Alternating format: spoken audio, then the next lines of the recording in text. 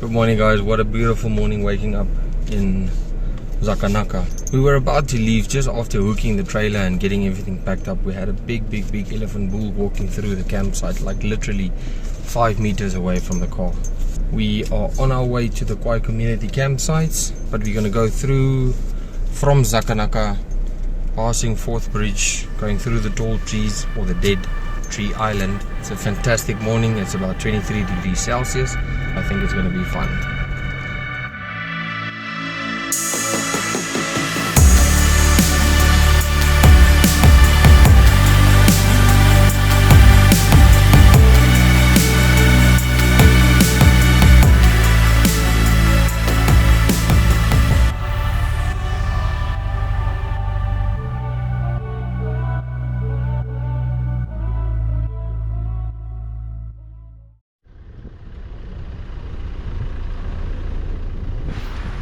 Leaving that morning, we knew we had a long day's drive ahead of us. Zakanaka was truly a special place to visit, with its campsites located alongside the mighty Okavango Delta, and being one of the many doorways along the delta that gives you access to an abundance of wildlife, where you can experience the African bush in its most natural form.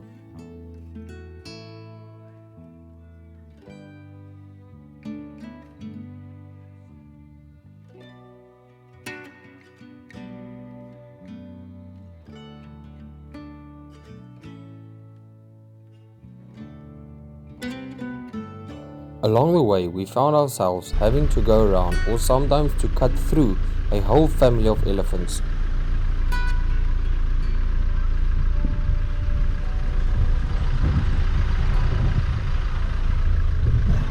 It is recommended and safer if you find yourself in a situation like we found ourselves in, that when you need to go through a herd of elephants, you keep your momentum and that you don't stop in the middle of the herd even for a quick picture, because you might separate a baby elephant from its mother's field of view, causing the mother to panic, and that may also cause issues for the rest of the travelers behind you following you in the convoy.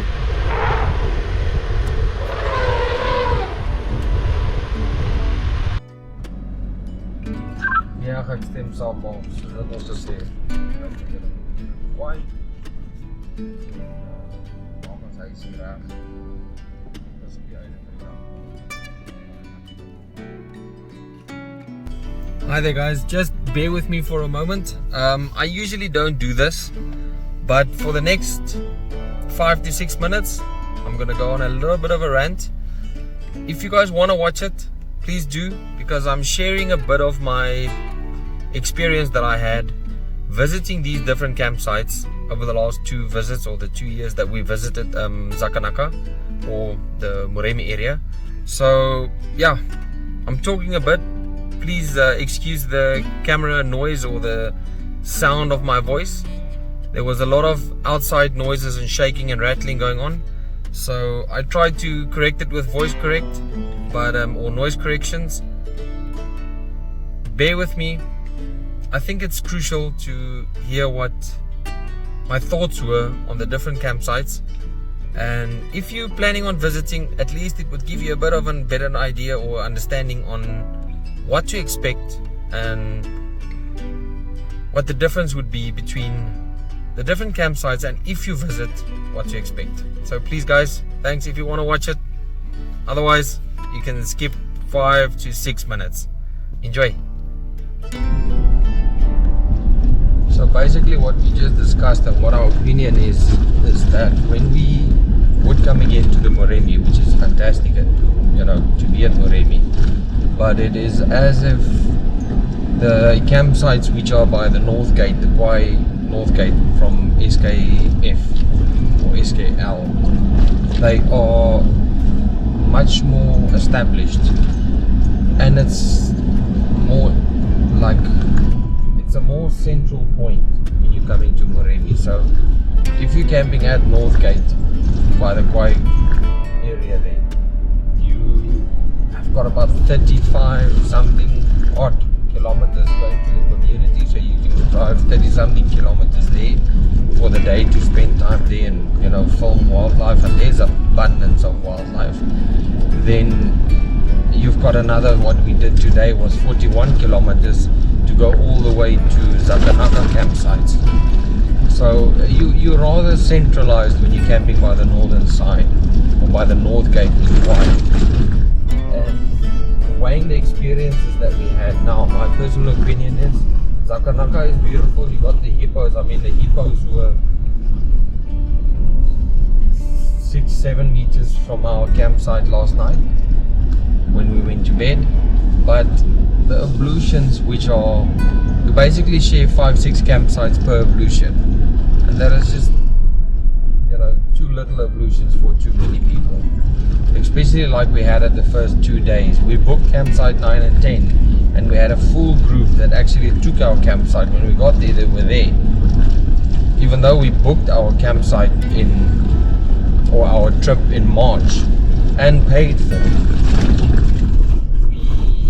Found that the people by the gate or reception actually gave that group, because there was such a large group, our 2 campsites, and we just had to settle by using campsite number 8. So, you know, to get back to where I was, it's a beautiful campsite. The roads are a bit bad in the area there, but I mean, which roads aren't bad? It's the fact that we had to actually just settle with another campsite which actually had no shade trees, and knowing that we paid for those campsites months ago. The campsites were just given away and we just had to deal with it, which was a bit unfair, but yeah, we made the best of it.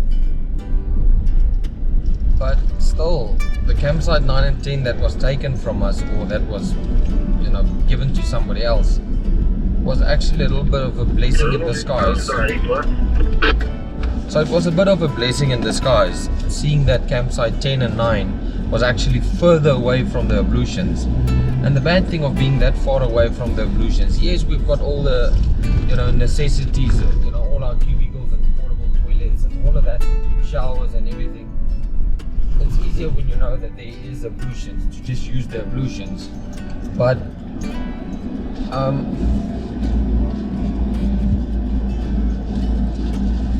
it's actually very unpleasant knowing, or how can I say, it's a schlep, it's a hassle knowing that you always have to have one vehicle dedicated to take you to the ablutions, because it's not safe.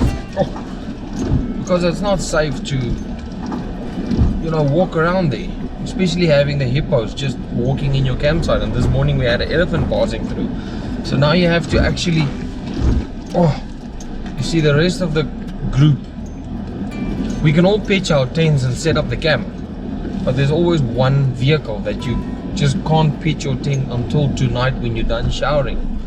Then there's always a last tent that's being pitched, and that's a bit of a hassle knowing that, you know, your ablutions are so far from all the campsites. And then again, if you go and book a campsite close to the ablutions, all these, you know, influx of people just coming in and walking through your camp the whole time. So it has got that element of too many people, too little ablutions. But I mean, we made the best of it. It was still awesome. I mean, we had beautiful sightings with the lions. We had hyenas calling last night. We had lions calling the night before. So it was an awesome campsite. Don't get me wrong. But I do prefer the North Gate one way above this one, honestly. But it was nice having this experience. But like I said, we're on our way to the Kwai community, or the Trust community campsites. Shut up. It's a bumpy road going there, but it's gonna be beautiful when we get there. If it was anything like we had last year, it's worth this road.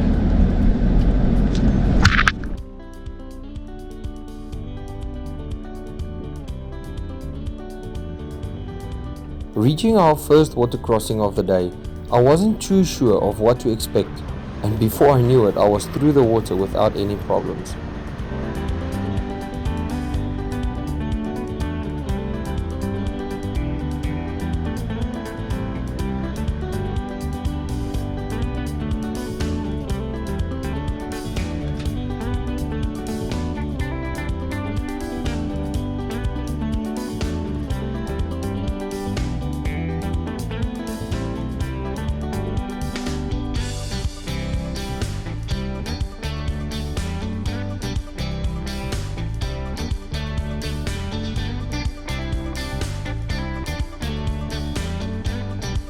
and the same went for the rest of the crew.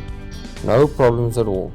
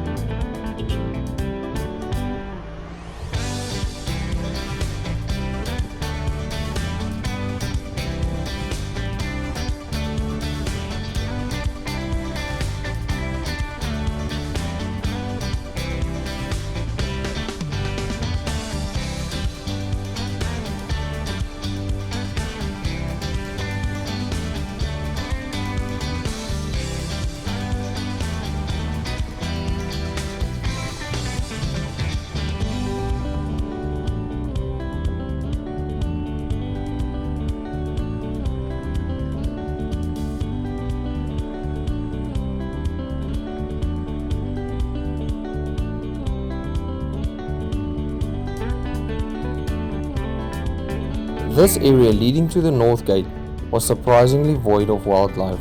The only significant sighting we had were these two male southern ground hornbills hiding in the shade of the bush, trying to escape from the scorching sun and its unforgiving heat. Compared to our last trip from the year before, it was clear that the Moremi experienced a long and very dry winter.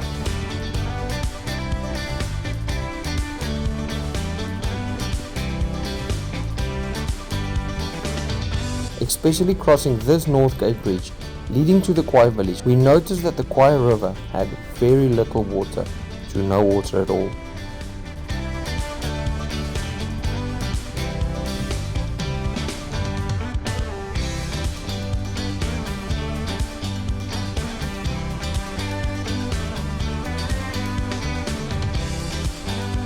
This general dealer would be the last shop that you will find on your trip when you visit the Khwai community area.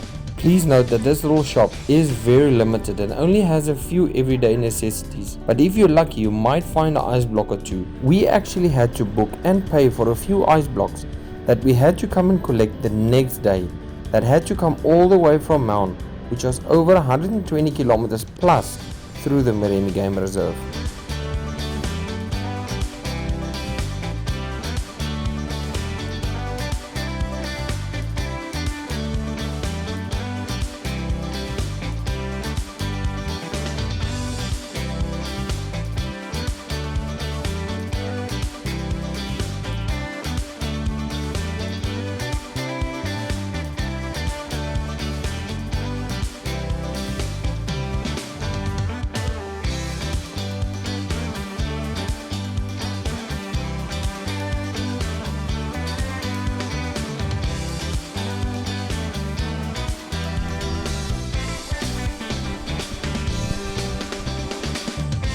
And before we knew it, we reached our campsite.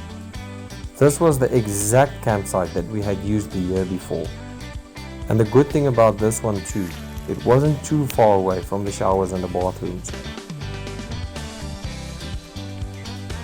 The only thing that was left to do was to pitch up the tents, get the campsite ready, and to open a cold one, just enjoying and soaking up that African sunset. What a beautiful place to stay.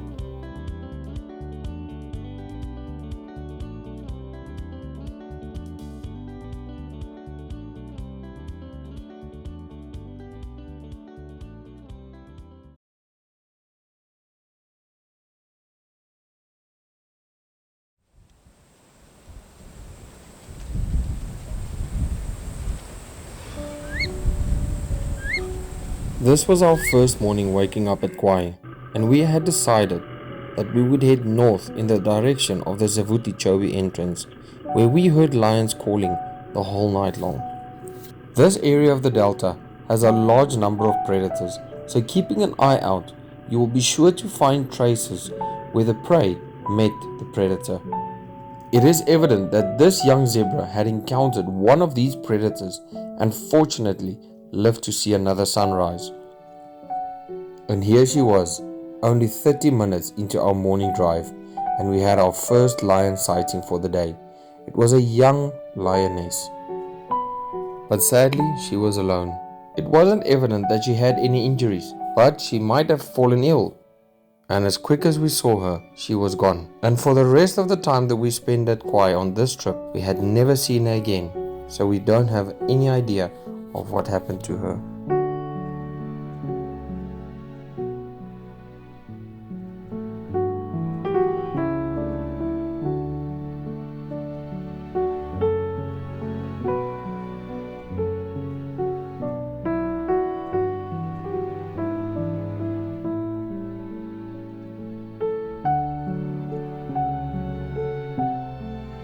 We searched for about 30 minutes with no luck, so we decided to head back to the general dealer at the Khwai village to collect our ice that we ordered the day before.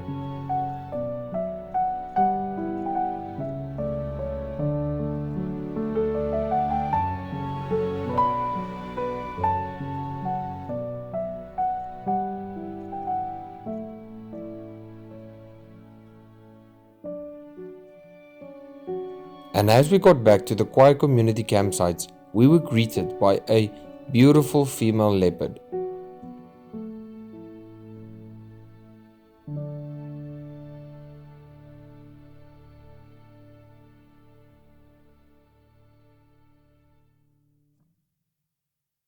She was so relaxed and hiding securely in the shade of a thorn bush, away from what was waiting just around the bend. It was a pride of 13 lions that were not too far from her, but it was quite evident that they had no intentions with a young female leopard. They had a much bigger distraction, a bounty that would feed them for the next week. The problem was this bounty had been claimed by a hidden enemy that would strike at any given moment.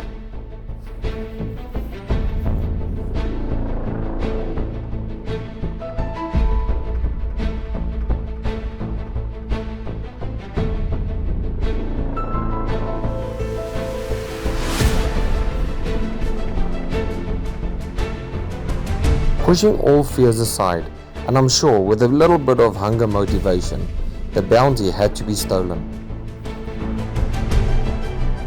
And with a few carefully calculated steps, the hippo carcass was now in the possession of the lions.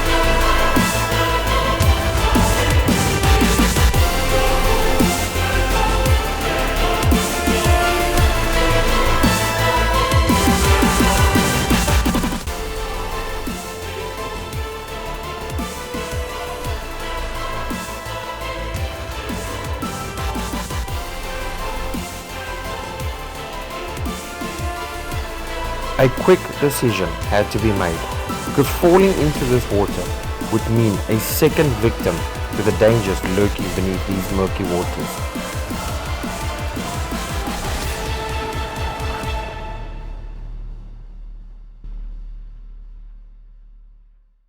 And just like that, this bounty belonged to the crocodiles once again.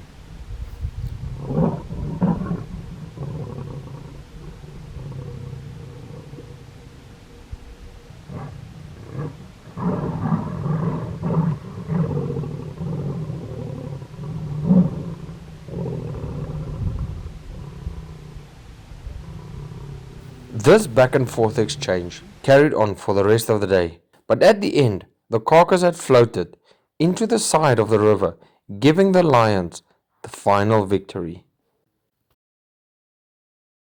And with the day nearing its end, we had to slowly make our way back to the campsites.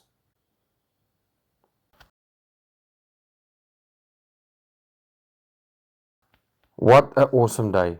It's not every day that you could see so many predator sightings so close to each other in such a short amount of time. But as I said before, we had to get back to the campsite.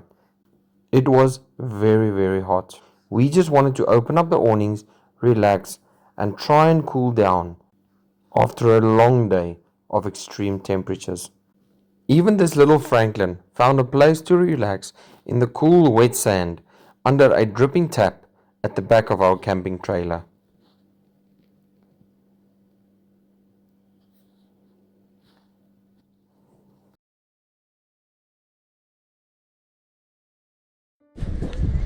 So yeah, this year we again on the Mbudi River. We're using the Mokoros. Last year we used Mbudi campsites Mokoro services. This year we are using Tracker Dogs Mokoro services, and I must say, Tracker Dogs, they really deliver. I'll definitely plot them on my GPS and come and see them again. And then my polar, his name is Phil. Ager. Dina lagaw. Kifil ager. Phil. So yeah, very informative, very friendly. To be honest, this stay that we're having here at the Kwai community is fantastic. We had a beautiful sighting with the lions fighting over the carcass with some crocodiles, and it was just awesome. It was such a beautiful sighting, and not even far from there, about maybe 100-200 meters from there, we had a young female leopard lying in a bush, and you can see that every time when the lions would roar or call, the leopard would be skittish and know that, you know, she's in the presence of a pride of lions.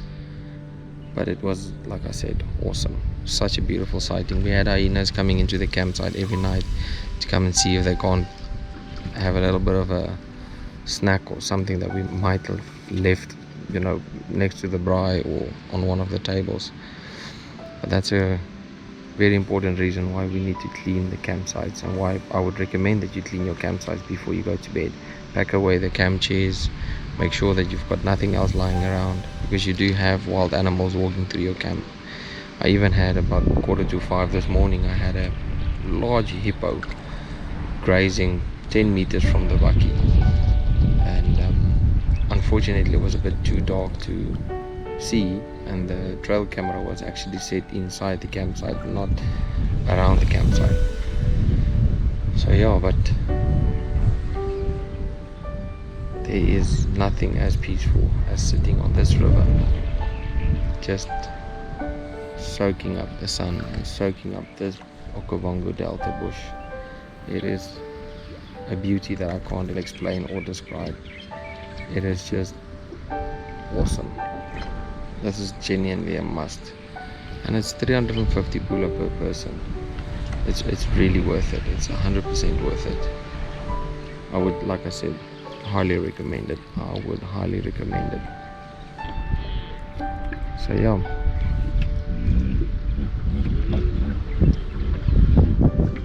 hippos are calling beautifully, not even far from us.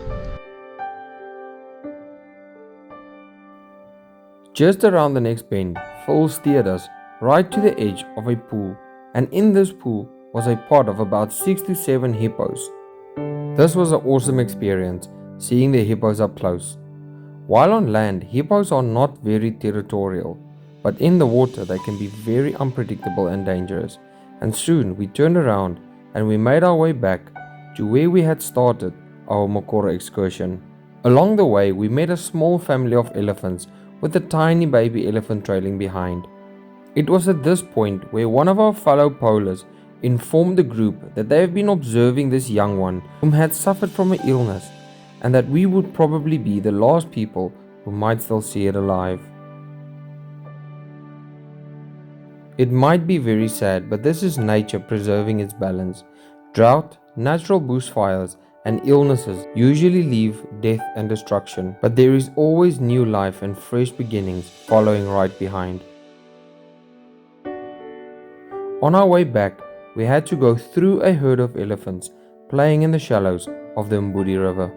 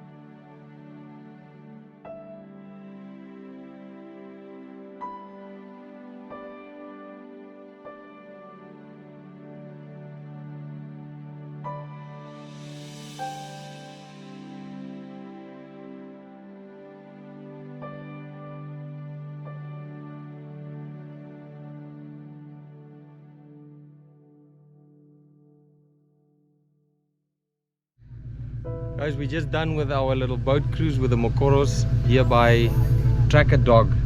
I'm here with Phil. Phil is one of our polars who took us out.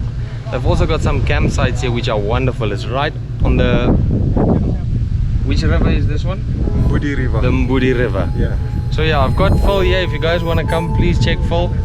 I'll link their numbers at the bottom, and then you guys can check them whenever you guys are coming this side. Phil, thanks a million for today. Thank you very much. Thanks guys. Have a nice journey. You too, thank you. But yeah, from here we're gonna have our last day here in the community. Tomorrow morning we're gonna wake up very early, make our way through the Mababe depression, going all the way to Nata. We're gonna turn left, go to Elephant Sands. We're gonna stay one night there, meet up with some family and friends, and then the next day we're gonna make our way back home. So yeah guys, I would like for you, if you enjoyed this video, please like, share, subscribe, hit that notification bell, because there's plenty videos to come. So follow us on this journey, and yeah, we never know what we're gonna find. Just had a hippo calling, beautiful.